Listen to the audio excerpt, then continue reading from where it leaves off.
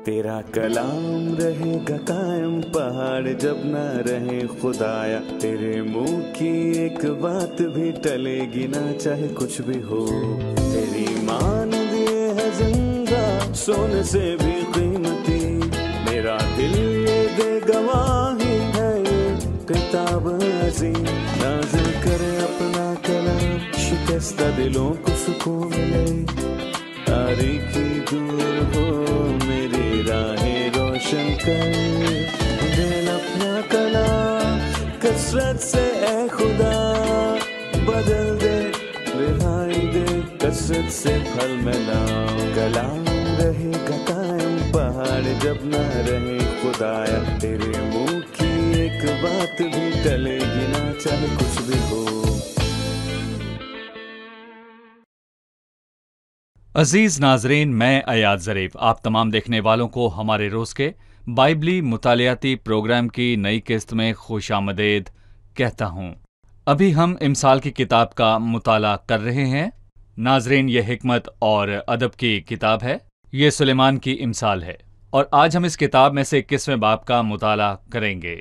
लिहाजा अपनी बाइबल मुकद्दस खोलिए और आज के मुताले में हमारे साथ शामिल हो जाएं। लेकिन प्रोग्राम के बाकायदा आगाज से पहले मैं स्टूडियो में मौजूद खादमीन का खैर मकदम करूंगा। भाई अमीन खुशामदीद। बहुत शुक्रिया। डॉक्टर फयाज खुशामदीद। शुक्रिया भाई। और स्टूडियो में आए हमारे दीगर मेहमानों को भी खुशामदीद। भाई अमीन, 21वें बाब की पहली आयत में लिखा है, बादशाह का दिल खुदावंद के हाथ में है, वो इसको पानी के नालों की माने जिधर चाहता है फेर देता है। इस आयत में बादशाह और उसके दिल के मुतल्लिक लिखा है, आप हमें इसके मुतल्लिक मजीद बताइए। दर हकीकत ये खूबसूरत है कि इससे हमें यकीन दहाई होती है कि अपने दिल में इत्मीनान रखें, दुनिया के मामलात खुदा के काबू में हैं। जैसे नबूकत नज़र ने कहा कि हक ताला आदमियों की ममलकियत में हुक्मरानी करता है, खुदावंद बादशाह के दिल को बदल सकता है और उसको रास्ता दिखाता है। अक्सर हम देखते हैं वो एक रास्ता पर चल रहा है पर अचानक वो रास्ता बदल जाता है। मसलन अक्वेरियस बादशाह के अयाम में शरीर हमान था, उसने सल्तनत के सब कामों को संभाल रखा था और वो चाहता था कि एक्वेरियस की सल्तनत में यहूदियों को तबाह कर दे, पर खुदा मौजूद है।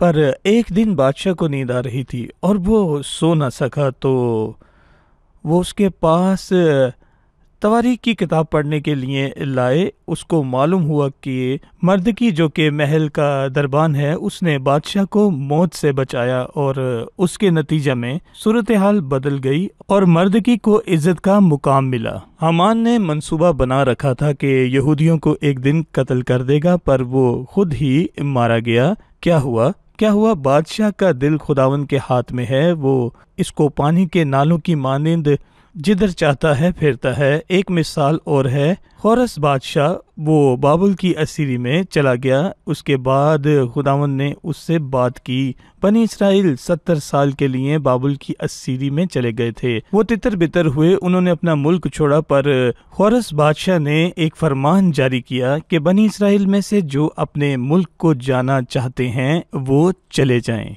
नए अहदनामे में मुकद्दसा मरियम मौजूद है, उसका मंगेतर यूसुफ एक बड़ा ही था और नासरत में रहता था। नासरत का इलाका इज़राइल के शुमाली हिस्से में गलील में, पर यह पेशन गोई थी कि यीशु शुमाल में नहीं बल्कि जनूबी इलाका में यानी यहूदा के शहर बैतलहम में पैदा होगा। ये पेशन गोई पूरी हुई। रूमी बादशाह कैसर अगस्तस की हुकूमत पूरी दुनिया पर थी। उसने मर्दम शुमारी का फरमान जारी किया कि हर घर में जाकर उनके नाम दर्ज करें और यूसुफ अपनी मंगेतर को लेकर बैतलहम को चला गया। यूसुफ अपनी मंगेतर मरियम को लेकर वहां से यहूदा के बैतलहम को चला गया, जबकि वो हामला थी और वहां उसने बेटे को जन्म दिया। मैं कहना चाहता हूं कि खुदा को मुकम्मल इख्तियार हासिल है, क्योंकि वो इब्तदा और इंतहा है, उससे हमें तसल्ली होती है। इसलिए जब भी हालात बुरे हों हमें चाहिए कि हम दुआ करें और उस पर भरोसा रखें। जी ठीक है, ये हौसला बख्श है। डॉक्टर फयाज, दूसरी आयत है, इंसान की हर एक रविश उसकी नज़र में रास्त है, पर खुदावंद दिलों को जांचता है। इसके मुतालिक बताएं। इसमें एक बहुत ही आम गुनाह है, खुद को रास्त समझना, अपनी तारीफ करना, क्योंकि इंसान अपनी अदालत खुद करता है। لکھا ہے کیونکہ جو کوئی اپنی نیک نامی جتاتا ہے قبول نہیں بلکہ جس کو خداوند مقبول ٹھہراتا ہے وہی مقبول ہے۔ اور اگر ہم اپنے پیمانے کے مطابق اندازہ لگائیں تو ہم خود کو بہتر سمجھتے ہیں، جیسا کہ ایک فریسی ہیکل میں گیا اور اس نے کہا کہ میں باقی سب لوگوں سے بہتر ہوں، میں ہفتے میں 2 بار روزہ رکھتا اور اپنی ساری آمدنی پر دیکی دیتا ہوں۔ اور اگر آپ خدا کی حضوری میں موجود رہیں اور خدا سے کہیں، اے خداوند مجھے جانچ اور میرے دل کو پہچان اور مجھے آزما اور میرے خیالوں کو جانچ لے اور دیکھ کے مجھ میں کوئی بری روش نہیں اور مجھے ابدی راہ میں لے چل، تو خداوند بتاتا ہے کہ ہم میں بہت سی کمیاں موجود ہیں۔ وہ بتاتا ہے کہ دل سب چیزوں سے زیادہ لا علاج اور ہیلے باز ہے، اس لیے آپ کو وہ نہیں کرنا جو آپ کرتے ہیں کہ اپنی نیک نامی کریں، بلکہ ضروری ہے کہ خداوند آپ کو تبدیل کرے اور اپنا معیار بنائیں کہ خداوند ہم سے دراصل کیا چاہتا ہے۔ اس کا معیار اونچا ہے، اس سے کہیں کہ اے خداوند میرا ہاتھ تھام لے تاکہ جو تو چاہتا ہے پورا کروں۔ انسان کی طرح نہیں، کیونکہ انسان ظاہری صورت کو دیکھتا ہے پر خدا دل پر نظر کرتا ہے، اور کبھی کبھار ہم خود کو بہتر سمجھتے ہیں پر خدا کا معیار بہت اونچا ہے، اسی لیے ہمیں چاہیے کہ ہم خدا کی حضوری میں خود کو جانچیں۔ صحیح، یہاں ہم وقفہ لیں گے اور پھر مہمانوں کے سوالات کے ساتھ حاضر ہوں گے۔ ناظرین، ملتے ہیں ایک چھوٹے سے وقفے کے بعد۔ میں آپ کی حوصلہ افزائی کرتا ہوں کہ اگر آپ کا بائبل سے متعلق کوئی بھی سوال ہو تو وقفے کے دوران دیے گئے پتے پر ہمیں ارسال کیجیے۔ ملتے ہیں ایک وقفے کے بعد۔ خدا کو قربانی نہیں بلکہ رحم پسند ہے۔ ہماری مذہبی اور سماجی چیزوں سے یہ ظاہر ہوتا ہے کہ ہم خداوند یسوع مسیح پر بھروسہ کرتے ہیں، لیکن در حقیقت ہم اس پر بھروسہ نہیں کرتے۔ مسیح کو حقیقی طور پر قبول کرنا، مسیح اور اس کی صلیب کو قبول کرنا، اس سے ہمارے دل میں رحم پیدا ہوتا ہے۔ ہم پورے دل سے اس کو قبول کرتے اور اس کا حکم مانتے ہیں اور دوسروں پر رحم کرتے ہیں۔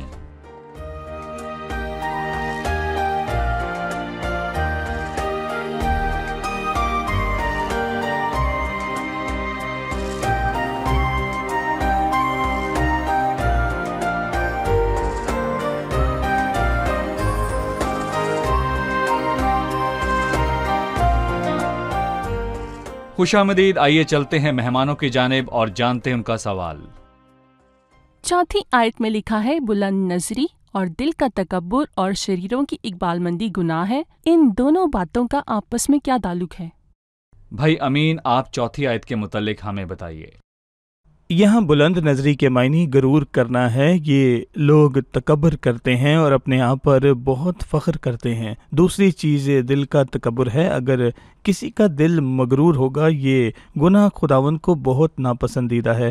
بلند نظری اور تکبر کا گناہ خدا مغروروں کا مقابلہ کرتا ہے مگر فروتنوں کو توفیق بخشتا ہے۔ شیطان کا مسئلہ اور اس کے گرنے کی وجہ تکبر ہی تھا۔ وہ اپنے تکبر کی وجہ سے ہی گرایا گیا تھا۔ نبوکد نظر بہت بڑا بادشاہ تھا، پوری دنیا میں اس کی حکومت تھی، پر اس نے تکبر کیا اور وہ حیوان بن گیا۔ اس نے جانوروں کے ساتھ زندگی گزاری تھی۔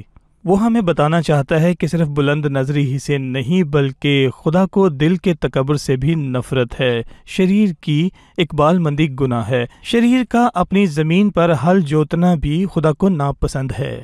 اور ہم یہاں دیکھ سکتے ہیں کہ یہاں شریر کی اقبال مندی کی بات ہو رہی ہے، کیونکہ 27ویں آیت کے مطابق شریر کی قربانی نفرت انگیز ہے، اور شریر کی قربانی نفرت انگیز ہے۔ شریر کی روش اور اس کے خیال بھی نفرت انگیز ہیں، اس لیے کہ اس کے کام برے ہیں۔ زمین پر اس کا کام کرنا بھی نفرت انگیز ہے۔ اس کے پاس جو بھی ہے خدا کی نظر میں برا ہے۔ جی بالکل برا ہے، اور کیونکہ اس کے سب ارادے برے ہیں، اس لیے سب چیزیں بری ہیں۔ تکبر اور بلند نظری اور زمین پر اس کی محنت سب کچھ نفرت انگیز ہے۔ بائبل مقدس میں اس شخص کی بات ہوئی جو خدا سے پیدا نہیں ہوا، جب وہ اپنی سب سے راست چیز کو بھی پیش کرے تو بھی لکھا ہے ہماری راست بازی ناپاک لباس کی ناپاک لباس ہے۔ ہمارے گناہ کیسے دکھائی دیتے ہیں؟ اگر شریر کی زندگی کی سب سے راست اور سب سے خوبصورت چیز بھی خدا کے نزدیک نفرت انگیز ہے، لہٰذا اس کے گناہ کیسے ہوں گے؟ یقیناً وہ سب رد ہوتے ہیں۔ ڈاکٹر فیاض 6 آیت میں لکھا ہے، دروغ گوئی سے خزانے حاصل کرنا بے ٹھکانہ بخارات کی مانند ہے اور ان کے طالب موت کے طالب ہیں۔ یہ الفاظ بہت اہم ہیں۔ इनके मुतालिक बताएं। उस शख्स के लिए तंबीह है जो गलत रास्ते पर चलकर अपना काम करना चाहता है और झूठ और फरेब और धोखे से सब हासिल करने की उम्मीद रखता है। उसे लगता है कि एक दिन उसे फायदा होगा, लेकिन खुदा के कलाम में ऐसी तंबीह बार बार मिलती है जो कि बेइंसाफी से माल इकट्ठा करता है, उसका अंजाम बुरा है। मैं यिर्मयाह की किताब के 12वें बाब की 13वीं आयत से एक बेहतरीन मिसाल देना चाहूंगा। उस पर अफसोस जो अपने घर को बेइंसाफी से और अपने बालाखानों को जुल्म से भरता है, जो अपने पड़ोसी से बेगार लेता और उसकी मजदूरी उसे नहीं देता। ये मजदूरों को उनकी मजदूरी नहीं देना, कम उजरत देना है। वो बुरे काम करता है ताकि उससे पैसा कमा सके। आखिर में उसको ये मालूम होगा कि इससे उसको कोई फायदा नहीं। इसकी मिसाल बाइबल में मौजूद है। वास की किताब के 5वें बाब में एक दाना शख्स है। उसने कहा कि जब माल की फरावानी होती है तो उसके खाने वाले भी बहुत हो जाते हैं और उसके मालिक को सिवाय इसके कि उसे अपनी आंख से देखे क्या फायदा। बहुत से लोग बड़ा मुकाम हासिल करते हैं पर उससे महजूज नहीं हो सकते क्योंकि उनकी सेहत इजाजत नहीं देती। उन पर उनकी बीवी और बच्चों की जिम्मेदारी होती है और सब कुछ होने के बावजूद भी वो खुश नहीं रह पाते। जबकि दूसरी तरफ सादा लोग जिनके पास ज्यादा कुछ नहीं होता, वो अपनी जिंदगी को खुशी के साथ अपनी बीवी बच्चों के साथ गुजारते हैं। ये भले लोगों के साथ वक्त गुजारने जैसा है। जब माल की फरावानी से किसी को खुशी नहीं मिलती, ना ज्यादा पैसों से, बल्कि अच्छी जिंदगी गुजारने और खुदावंद और मुकद्दसीन के साथ रफाकत में इंसान खुश रहता है। मैं आपके अल्फाज का इस्तेमाल करके 2 दायरों में इसको बयान करूंगा। पहला दायरा ईमानदारों का है। अक्सर भाइयों के बीच मिरास को बांटने में मसला होता है। अगर भाई अपने भाई पर जुल्म करता है ताकि अपने भाई से ज्यादा मिरास पा सके तो आप उसे क्या कहेंगे? दूसरी चीज, हम शरीरों को ईमानदारों के घरों में दाखिल होते देखते हैं। वो ईमानदारों को उनके घरों से निकाल देते हैं और उनके घरों में रहते हैं और उन घरों को लूट का माल समझते हैं। वो मसीही ईमानदारों के घरों को लूट का माल समझते हैं। उनके माल उनके लिए लूट हैं, उनकी चीजें लूट हैं। आप उनको क्या कहेंगे जो अपने भाई के साथ बेइंसाफी करता है या जो उसके घर से निकाल कर खुद वहां रहता है? उन दोनों के लिए एक जवाब है और मैं याद दिलाना चाहूंगा कि खुदावंद यीशु मसीह के लिए क्या कहा गया। वो हमें नमूना दे गया है ताकि उस पर चलें। ना उसने गुनाह किया, ना ही उसके मुंह से कोई मकर की बात निकली और ना ही वो गालियां खाकर किसी को गाली देता था, ना वो दुख पाकर किसी को धमकाता था, बल्कि अपने आप को सच्चे इंसाफ करने वाले के सुपुर्द कर देता था। वो सताया गया तब भी उसने बर्दाश्त की कि खुदावंद ही उसका इंसाफ करेगा और खुदा ने ऐसा ही किया क्योंकि वो बहाल करता है और उसने उसे बहाल करके उसका हक दिया। और करंथियों के पहले खत में वाज़ेह तौर पर लिखा है, अपना नुकसान उठाना कबूल क्यों नहीं करते? क्या आप इसलिए उदास हैं कि आपके पैसे छिन गए, या अगर आपने दुख खाया तो भी आप परेशान क्यों होते हैं? मसीह पर जुल्म हुआ पर खुदा ने उसका हक उससे बख्शा। क्या हुआ? आपने मार खाई, मसीह ने भी मार भाई खाई। आप जुल्म के मुतालिक क्या कहेंगे? हम चाहते हैं कि उनको पैगाम दें ताकि वो बेदार हों और जाने कि क्या सही है और क्या गलत। दर हकीकत जिस आयत पर हम गौर कर रहे हैं ये बहुत मुतासिर है। इसमें लिखा है कि जो आदमी झूठ बोलकर माल जमा करता है, सही रास्ता नहीं अपनाता, वो बुखारात की मानिंद हैं जो फौरी खत्म हो जाते हैं। सिर्फ यही नहीं बल्कि उसकी नाइंसाफी की वजह से वो खुद ही मौत का तालिब बनता है। उसका अंजाम मौत है। दरअसल मैं अपने तमाम देखने और सुनने वालों का ध्यान यसाया के 33वें बाब पर ले जाना चाहता हूँ ताकि वो ये ना सोचें कि इस दुनिया का अख्तियार किसी के पास नहीं या खुदा ये सब नहीं जानता। यसाया 33वें बाब में लिखा है, तुझ पर अफसोस कि तू गारत करता है और गारत ना किया गया था। मेरे भाइयों, जब किसी ने भी आपका कुछ नहीं बिगाड़ा तो आप उनको क्यों नुकसान पहुंचाते हैं? तुझ पर अफसोस, तू गारत करता है और गारत ना किया गया था। तू दगाबाजी करता है और किसी ने तुझसे दगाबाजी नहीं की थी। जब तू गारत कर चुकेगा तो तू गारत किया जाएगा, और जब तू दगाबाजी कर चुकेगा तो और लोग तुझसे दगाबाजी करेंगे। खुदा जालिम को उसके जुल्म की सजा देता है क्योंकि हमारा खुदा रास्त है और वो हर किसी को उसके किए की सजा देता है। लिहाजा जो दूसरों पर जुल्म करते हैं और मसीहियों के घर जलाते हैं जबकि मसीही उनके खिलाफ कभी कुछ भी नहीं करते, जो मसीहियों को सताते हैं और सोचते हैं कि कोई पूछने वाला नहीं, तो वो जान ले कि जो भी वो बोते हैं वही वो काटेंगे। जब तू गारत कर चुकेगा तो तू गारत किया जाएगा। जब तू दगाबाजी कर चुकेगा तो लोग तुझसे दगाबाजी करेंगे। खुदा आदिल है, आदमी जो कुछ बोता है वही काटता है। वो गारत होगा। और मैं एक जुमला कहता हूँ कि हो सकता है कि वो मसीह को ना जानता हो और आज वो प्रोग्राम देख रहा हो اور ساری تاریخ کا خلاصہ کر کے ہم ایک نتیجہ اخذ کرتے ہیں کہ تاریخ سے ہر ایک کی بے وقوفی ثابت ہوتی ہے جس نے خداوند یسوع مسیح کی تحقیر کی اور مسیح سے تعلق رکھنے والوں کو نقصان پہنچایا۔ جی ٹھیک ہے، تاریخ اور ہر دور سے ہمیں یہی سبق ملتا ہے، کوئی ایسا نہیں کہ جس نے اپنے ہاتھ کلیسیا پر ظلم کرنے کے لیے بڑھایا ہو اور مسیح کے پیروکاروں پر ظلم کیا اور خدا سے اپنا اجر نہ پایا ہو، پر لوگ اس سبق کو نہ سنتے ہیں نہ سمجھتے ہیں۔ کیا گیا ہے۔ جی ٹھیک ہے بھائی امین، پھر 8ویں آیت میں یوں مرقوم ہے، گناہ آلودہ آدمی کی راہ بہت ٹیڑھی ہے پر جو پاک ہے اس کا کام ٹھیک ہے۔ ان الفاظ کے کیا معنی ہیں؟ گناہ آلودہ آدمی شریر ہے، یہاں اس نے گناہ آلودہ اور پاک آدمی کے بیچ میں فرق کیا ہے۔ گناہ آلودہ آدمی کی راہیں سانپ کی سی ہیں جبکہ پاک آدمی کے کام درست ہیں۔ ایک طرف کج روئی ہے، دوسری طرف سمالیت ہے۔ جی میں آپ کو ایک گناہ آلودہ شخص کی مثال دوں گا۔ قائن شریر تھا، وہ غلط راہ پر چلا اور اس نے خدا کے قریب جانے سے انکار کیا۔ قائن شریر تھا اور اس نے خدا کا انکار کیا۔ اس نے خدا کے حضور اپنے پہلے پھلوں کی قربانی چڑھائی۔ بائبل نے ہمیں تنبیہ کی ہے ان پر افسوس کہ وہ یہ قائن کی راہ پر چلیں۔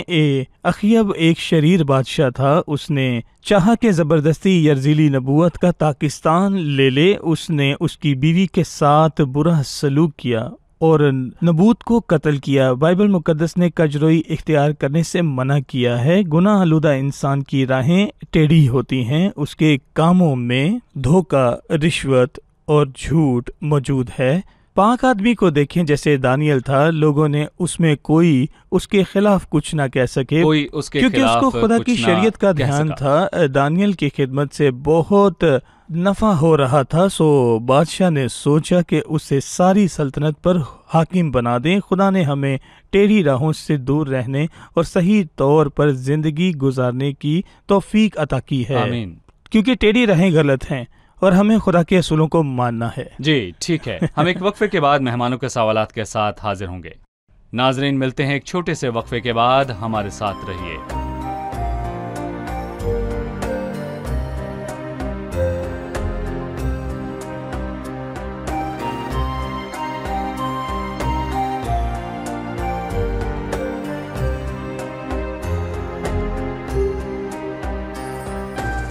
خوش آمدید، آئیے چلتے ہیں اپنے مہمانوں کی جانب اور جانتے ہیں ان کا سوال۔ 13ویں آیت ہے، جو مسکین کا نالہ سن کر اپنے کان بند کر لیتا ہے وہ آپ بھی نالہ کرے گا اور کوئی نہ سنے گا۔ ہم جاننا چاہتے ہیں کہ مسکین کون ہے اور کیا ہم اس کو کچھ دیں؟ اگر ہم مسکین کا نالہ نہ سنیں تو کیا خدا بھی ہماری دعا اور نالہ نہیں سنتا؟ جی بھائی فیاض، کیا کہیں گے آپ؟ دو چیزیں میں کہوں گا۔ پہلی بات، جی۔ انسان جو بوتا ہے وہی کاٹتا ہے، اور لکھا ہے کہ جس جی۔ پیمانے سے تم ناپتے ہو اسی سے تمہارے واسطے ناپا جائے گا۔ ہم جس طرح دوسروں سے پیش آئیں، ہم جو بوتے ہیں وہی کاٹیں گے، یہ خدا کا اصول ہے۔ خدا لوگوں سے اسی بنیاد پر پیش آتا ہے، حالانکہ یہ اس کا واحد اصول نہیں، پر جب ہم دوسروں کے ساتھ رحم سے پیش آئیں تو خدا بھی ہم پر رحم کرتا ہے۔ یہ نہایت حوصلہ بخش بات ہے، تاکہ اگر ہم نے پہلے بری چیزیں بوئیں تو اب سے اچھی چیزوں کو بونا شروع کریں، تو پھر ہم اسی طرح کی فصل کاٹنے کی امید رکھیں۔ یہ بونے اور کاٹنے کا اصول ہے کہ ہم جس پیمانے سے ناپتے ہیں اسی سے ہمارے واسطے ناپا جائے گا، اور ہمیں اس کا دھیان رکھنا چاہیے۔ دوسری چیز، اگر کوئی مجھ سے کچھ مانگے تو کیا میں اسے دوں؟ اور میرا خیال ہے کہ میں یہ کہوں گا کہ ہمیں اس بات کو سمجھنے کی ضرورت ہے کہ بائبل ترجیحات کی ترتیب سکھاتی ہے۔ مثلا آپ کی ترجیح وہ لوگ ہوں جن کے لیے آپ ذمہ دار ہیں۔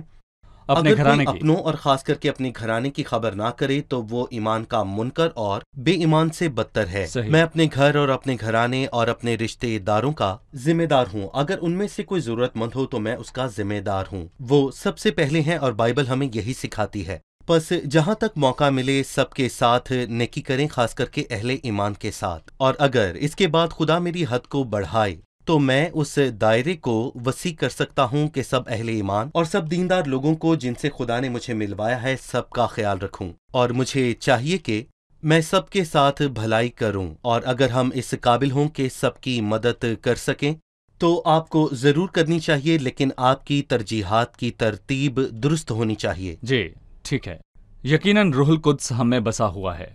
जिस ईमानदार में रूहुल कुद्स बसा हो वो किसी को कुछ देने से पहले खुदावंद से पूछता है।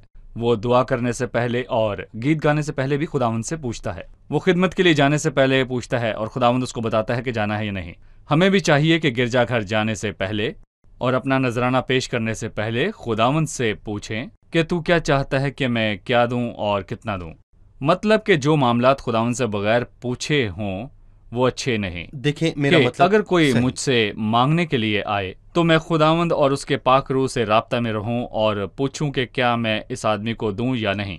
अगर खुदावंद किसी बात के लिए हमारे दिल को बंद करता है, मैं इसकी वजह नहीं जानता, पर खुदावंद वाकई हमारा दिल उनकी तरफ से बंद करता है या फिर हमारे दिल को खोल देता है, क्योंकि वो जानता है कि वो बंदा ठीक है और उसको वाकई जरूरत है। लिहाजा खुदावंद से पूछना जो है वो हमेशा हमारी हिफाजत करता है। जी भाई। देखिए मैं कहूंगा कि हमारे भाई बड़े खुले दिल से एक बात करते हैं कि कुर्बानी खुले दिल से पेश करनी चाहिए। अगर कोई कुर्बानी या नजराना पेश करना चाहे तो क्या उसे मालूम होना चाहिए ये कुर्बानी कहाँ जाती है? देखिए मैं कहूंगा कि खुदा उसके दिल में बोझ देता है कि वो पैसा दे ताकि गरीब की मदद करे और खुदा के खादमों को ये दें और खुदा के कलाम को फैलाएं। तो मैं कहूंगा कि अगर खुदावंद हमें किसी सिमत में देने की हदायत करे और हम उस सिमत में ना दें तो वो बेफायदा है। जी ठीक है। वक्फे के दौरान हमारे मेहमानों ने एक सवाल पूछा था और भाई अमीन ने पहले दानियल नबी का हवाला दिया। क्या दानियल में कोई खामी नहीं थी? लोगों ने उसमें खामी ढूंढने की कोशिश की पर उसमें कोई खामी नहीं मिली। वो सादिक और रास्त था, तो क्या मैं उसमें कोई ऐब नहीं देखता? इसका जवाब है नहीं। बाइबल मुकद्दस में लिखा है वो सब के सब गुमराह हुए, वो बाहम नाजिस हो गए, कोई नेकोकार नहीं, एक भी नहीं। यकीनन दानियल ने गलतियां की पर बाइबल मुकद्दस में इसकी गलतियां दर्ज नहीं हुई। वो अपने काम में दीनदार था, उसके काम में कोई उसकी गलती नहीं ढूंढ सका। अगर उसकी खिदमत में मुनाफा हो तो ये मतलब नहीं कि उसमें कोई गुनाह नहीं। सिर्फ एक शख्स है बेऐब जो खुदावंद यीशु मसीह है। उसने कहा तुम में कौन मुझ पर गुनाह साबित करता है? ठीक है भाई अमीन। 23वीं आयत में इसका खलासा है। दना शख्स ने इस बाब में ये अल्फाज कहे, जो अपने मुंह और अपनी जुबान की निगहबानी करता है अपनी जान को मुसीबतों से महफूज रखता है। इस आयत के मुतालिक हमें बताएं। जुबान एक छोटा सा अज़ू है पर उससे हम खुदा को मुबारक कहते हैं और लोगों को मलाउन कहते हैं। हमारी ज़ुबान हमारे लिए बहुत मुश्किलात पैदा करती है। अगर हम किसी के ख़िलाफ़ बात कहें और वो हमारे लिए मुश्किल पैदा कर सकती है। जो अपने मुंह और अपनी ज़ुबान की निगरानी करता है अपनी जान को मुसीबतों से महफूज रखता है। एहबार उसके 24वें बाब में हम देखते हैं कि इसराइली औरत के बेटे ने खुदा के खिलाफ कुफर बका और उसने खुद को मुश्किल में डाल लिया। इसराइली औरत के बेटे के खुदा के खिलाफ कुफ्र बकना, लोग इसको पकड़कर मूसा के पास ले गए और उन्होंने उसे पकड़कर हवालात में डाल दिया ताकि खुदावंद की जानिब से उस बात का फैसला उन पर जाहिर किया जाए। उसके नतीजा में लोगों ने उसको संसार करके मार दिया। मुंह और जुबान से किए गुनाह हमें मुश्किल में डाल देते हैं। जो अपने मुंह और अपनी जुबान की निगरानी करता है अपनी जान को महफूज करता है। बेशक इंसान की जुबान अक्सर उसे मुश्किल और मुसीबत में डाल देती है। उसने मुसीबत नहीं कहा बल्कि वो खुद मुसीबतों से महफूज रखता है। इंसान अपनी जुबान की वजह से ही मुसीबत और मुश्किल में फंस जाता है। इंसान खुद को अपनी जुबान की वजह से फंसाता है और खुदा से दूर होकर अपनी अब्दी जिंदगी को खराब करता है। और ऐसे बहुत से लोग हैं जिन्होंने खुदा के कलाम के खिलाफ बात की और इसके लिए वो जहन्नुम में जाएंगे। और बहुत से लोग एक दूसरे के खिलाफ बोलने की वजह से जहन्नुम में जाएंगे। ये इंसानों को ना सिर्फ जमीन पर मुश्किल में डालती है बल्कि उसको आग और गंधक की झील में ले जाती है। जो उसको अहमक कहेगा वो आतिश जहन्नुम का सजावार होगा। सही। और कुछ अल्फाज बामौका होते हैं और कुछ बेमतलब और बेकार होते हैं, हम इनको नहीं कह सकते। और बुरे अल्फाज भी होते हैं। खुदावंद हमें महफूज रखे ताकि हमारे अल्फाज रूहुल कुद्स की मर्जी के मुताबिक हों, ताकि हमारी गुफ्तगू नमकीन और सुनने वालों के लिए फजल का बाइस हो। शुक्रिया। हम किस्त के इख्तिताम पर पहुंच चुके हैं। आइए मेहमानों से उनकी राय जानते हैं।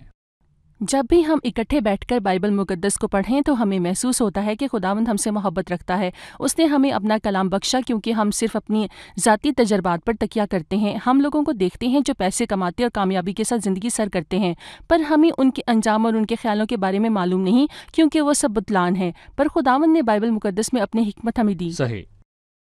میں نے سیکھا کہ مجھے ہر ایک لفظ پر دھیان دینا چاہیے کیونکہ ہمارے ایک ایک لفظ کا حساب ہوگا. صحیح.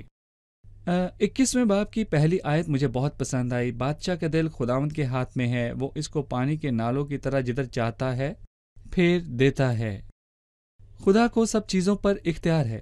دوسری بات یہ ہے کہ کوئی نیکوکار نہیں، ایک بھی نہیں. وہ سب پھر گئے، سب نے گناہ کیا اور خدا کے جلال سے محروم ہیں.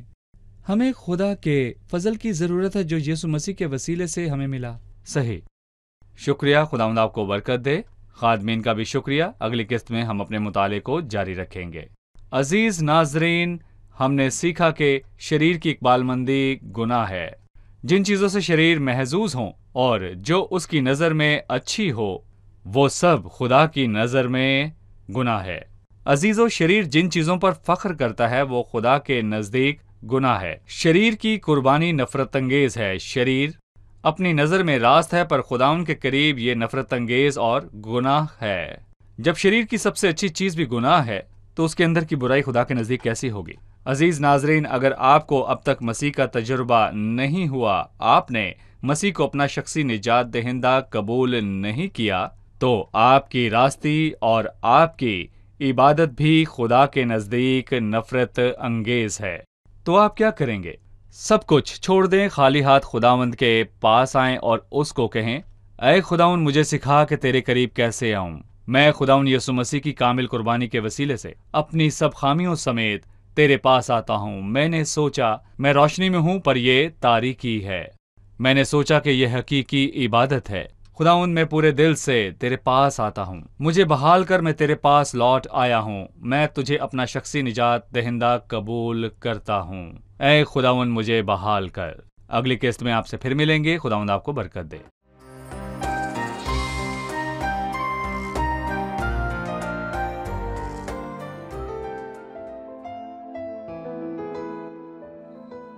تیرا کلام رہے گا قائم، پہاڑ جب نہ رہے خدایا. تیرے منہ کی ایک بات بھی ٹلے گی نہ، چاہے کچھ بھی ہو.